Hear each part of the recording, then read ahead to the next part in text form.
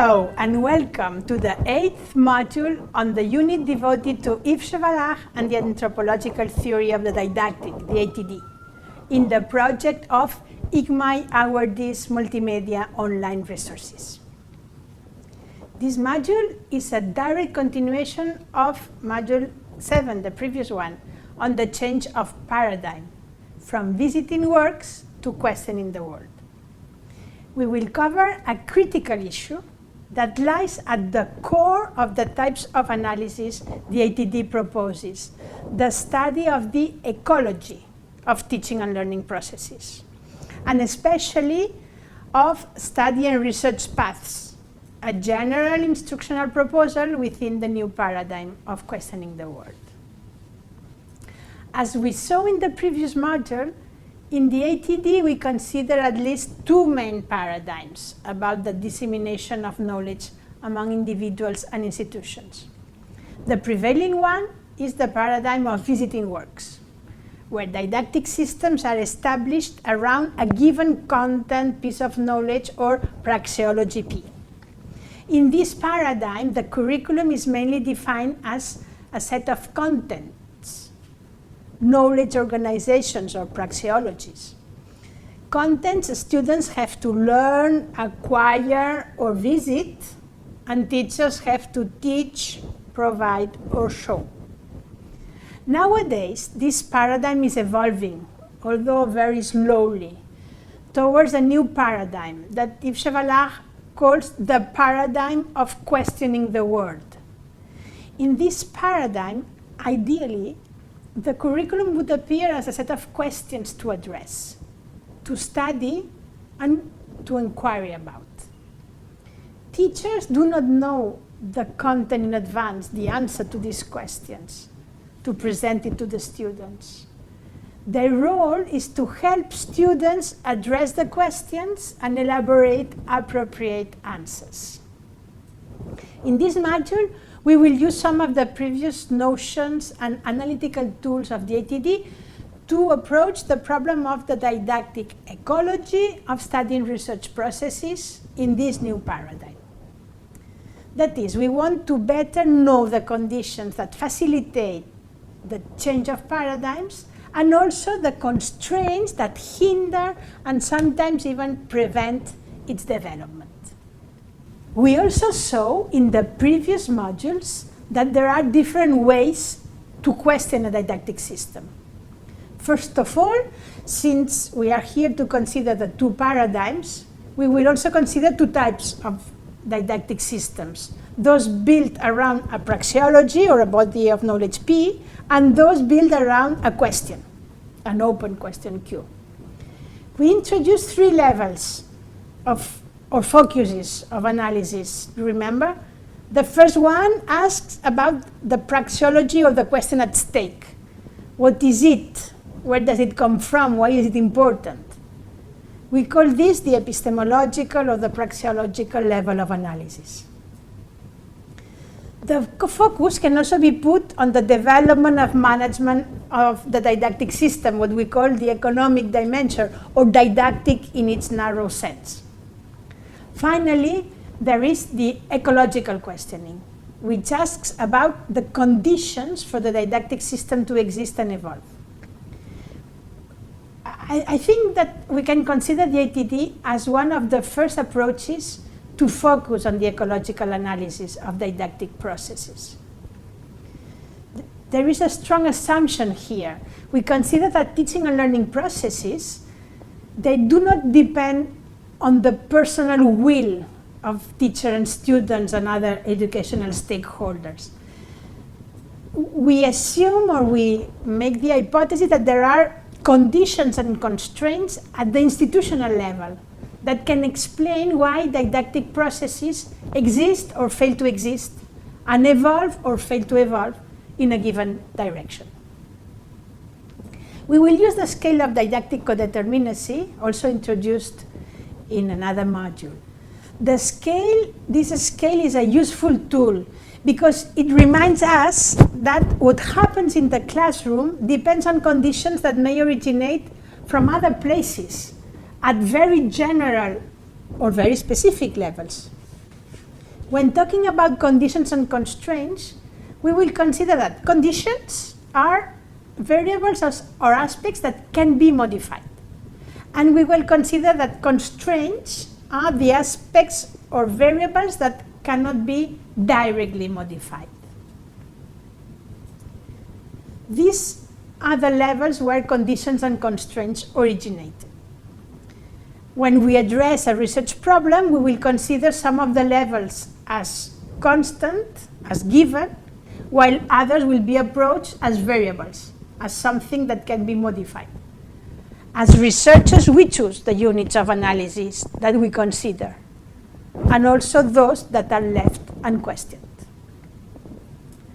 A first comment about the scale of levels of codeterminacy is that it assumes the didactic system that didactic systems are established within a given discipline or a given domain, sector, theme, or topic. This is a strong assumption directly directed to the paradigm of visiting works, of the work to visit. When the didactic system we consider is built around a question Q instead of a body of knowledge P, then the place of the didactic system on the scale varies, because questions do not necessarily belong to a previously established knowledge organization, a discipline, sector, domain. In fact, it is part of the inquiry process to find and delimit the praxeological tools, a diamond, that could be useful to produce a heart. Therefore, we have two different scales.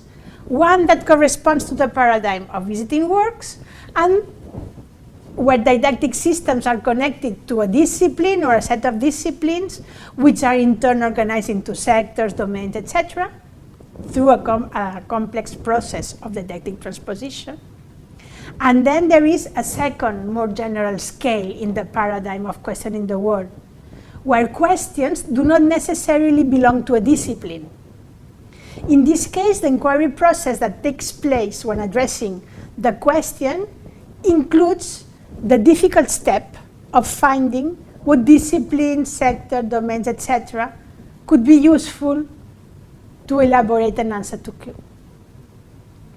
We know that for complex questions, sometimes several disciplines need to cooperate to arrive at an acceptable and useful answer. So, as I said, in the paradigm of questioning the world, questions do not necessarily arise within a discipline, sector, domain, or theme. And when they do not belong only to it. In general, questions refer to aspects of our social life that are not necessarily enclosed in knowledge organizations. Moreover, searching the appropriate knowledge organization, the discipline or sector, has to be considered as a crucial aspect of inquiry process. And also developing this knowledge organization to elaborate the answer.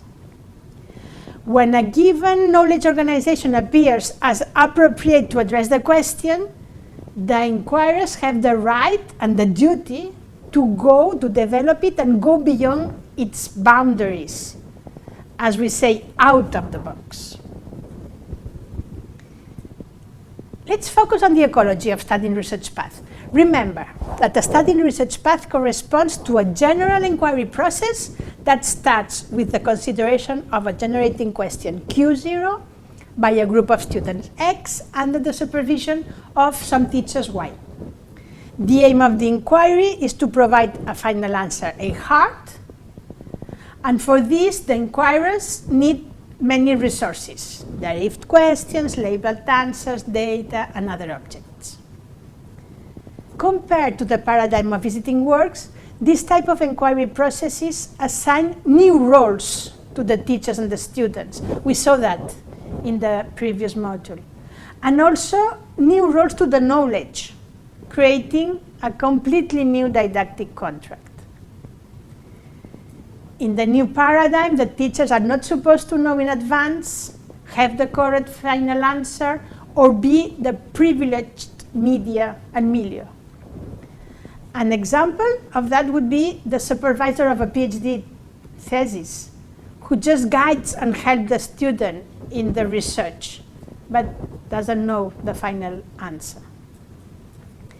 The students also have to assume many new responsibilities about planning the process, looking for established answers in the appropriate media, validating, testing the information found, rejecting answers that appear to be useless, even if they correspond to important bodies of knowledge, etc. The knowledge itself has to assume a new role too. It is no longer a source of admirations for teachers and students, but becomes a tool to address questions. Some bodies of knowledge can be valuable for that endeavor, and others might be useless. Forget about pre-established content sequences. Questions are the ones marking the needs.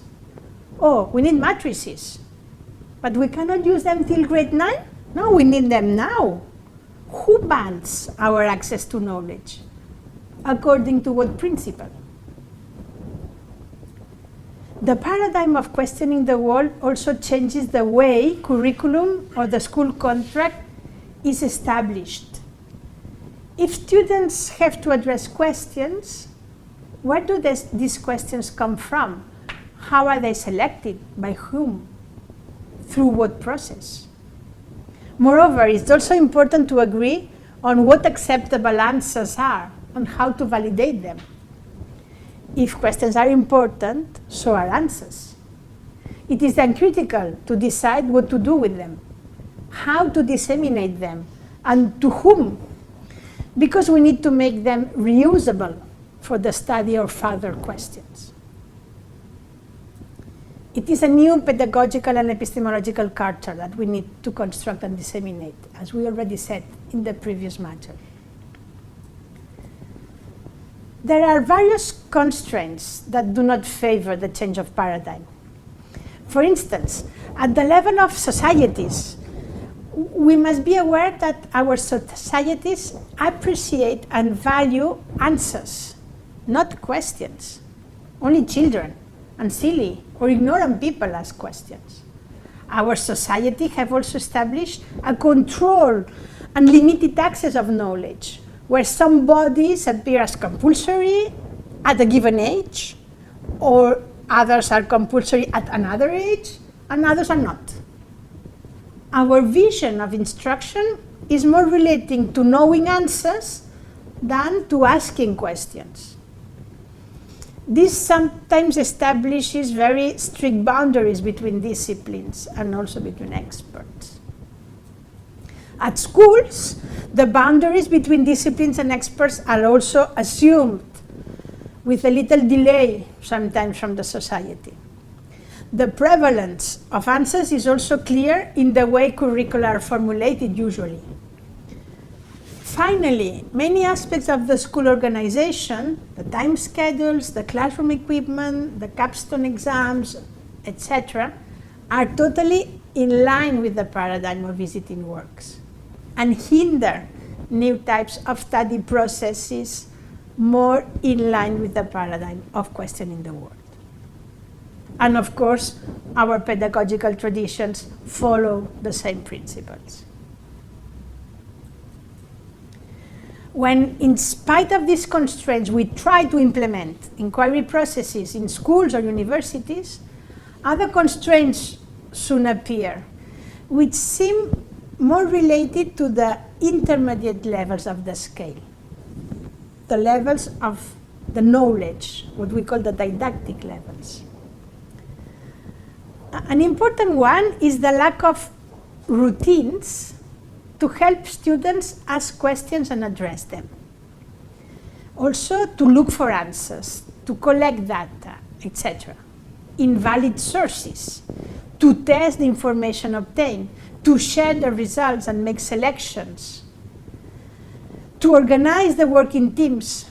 In mathematics, for instance, it's difficult to work in teams when we are writing in a horizontal plane. Okay, it's also difficult to work in teams, but being individually assessed. It is difficult to plan the inquiry process when usually it's always the teacher who plans and decides on the time schedules. It's also difficult to decide how to exploit and value the answers elaborated, to reuse them, etc. As teachers, we tend to directly assume these responsibilities without even imagining that students can and should do it. The lack of routines requires new tools to supervise the inquiry processes for both teachers and students. Some of these tools are pedagogical, are general for any kind of study process, but others are didactic, linked to the bodies of knowledge and the type of questions addressed. Let me explain this last idea a little more because I think it's very important.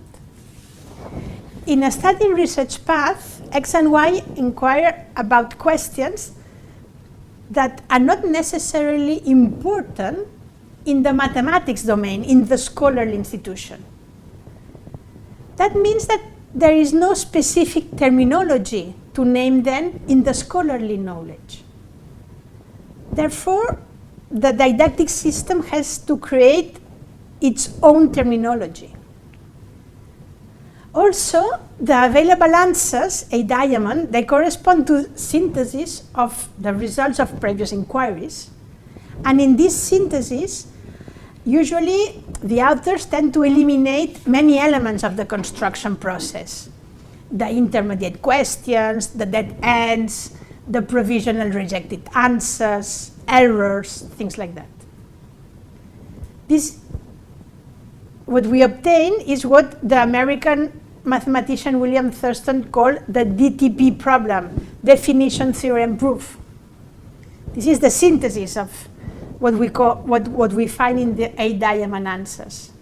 And this is not at all the process to elaborate it. Therefore, X and Y, they have to elaborate their own narrative of the inquiry process and establish their own milestones to mark the path and set the pace. They have to use the question-answer dialectics. What has been done? What is to be done? How to name that? They have also to manage the media-milieu dialectics. What is established, what is known, what is provisional, how to transform provisional answers into established ones, what is sure, what is hypothetical. And then they have to share among them this new didactic contract, how to plan and share actions we cannot even name. The lack of epistemological resources to manage inquiry processes seems to be one of the main open problems raised by research on studying research paths. Conditions of visibility and legitimacy should also be taken into account, which inevitably involve the mathematicians community or the scholars communities, together with other scientific or scholars communities.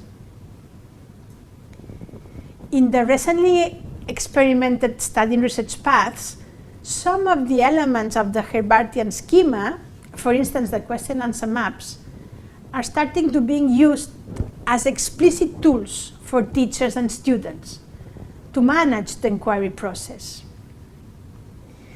It is not impossible that others, like the media-milieu dialectics, turn out to be productive in this respect, because we need new tools. Research in didactic has to assume the responsibility of contributing to the scholarly knowledge to supply the needs raised by these new forms of instructional processes. Here is an example of a preliminary activity invented by Elena Bartolomé to help students become familiar with the new elements that will be later used in the inquiry processes. Questions, derivative questions, answers, sources for information, data, etc. And she proposes the activity of making a paella. And here is the question answer map that the students and the teacher have been elaborating during the inquiry to help organize the work done, to help name it, share it, consider it, validate it, etc. Questions answer maps are also a powerful tool in teacher professional development. This is an aspect that I have not included in this course, but I will also put some reference about teacher professional development in the ATD. As I said, question answer maps are also used to describe the dynamics of teaching and learning processes, those that are not only in the paradigm of questioning the world, but also in the visiting works paradigm. Here's a production, just as a curiosity, of a team of Berta Barquero's pre-service primary teacher students from Barcelona University. And here's the kind of question answer map they produced. As always, I will finish with some frequently asked questions. I suppose you may have many others. I hope you will find some answers in the references. I also hope you will try to answer them by yourselves using the tools of the course modules. Thank you very much for your attention, and see you in the next and last module.